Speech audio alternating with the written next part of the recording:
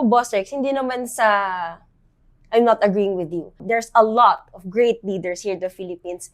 It all boils down din sa tao. May credentials na dyan, nasa mukha mo na. Talagang hindi nila paniniwala, no?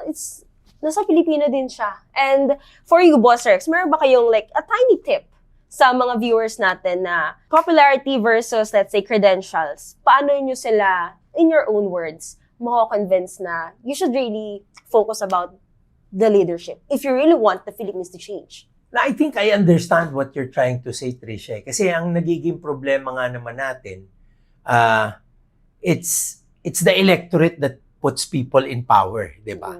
So, hindi naman tayo nagkulang sa dami ng magagaling na leader na nag-offer ng kanilang mga sarili sa nga tinatawag nating leadership tasks or leadership positions. Di ba? Maraming sumubok. Pero, unfortunately, yung magagaling pa ang hindi pinalad.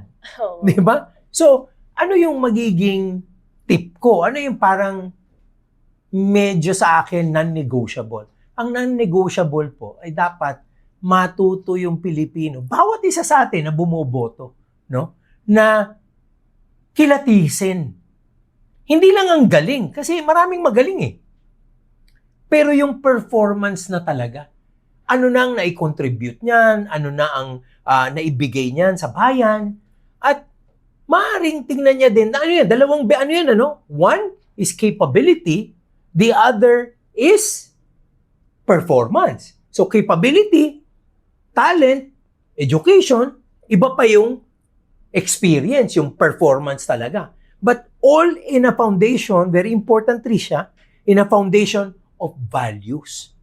Kasi yun ang nawala sa atin, walang values eh. Di ba, merong mga magagaling, pero they do unethical things, they get to stumble into, all of these, decision points na hindi na nila masyadong nagagawang klaro what is right and what is wrong. Yun ang nagiging problema natin. Once it happens that way, kahit magaling, baka magamit pa ang galing para magoyo ang bayan. Di ba ganun ang nangyayari sa atin? So, I agree with you. Let's come up with a framework so that our voters would know how to vote better and more effectively.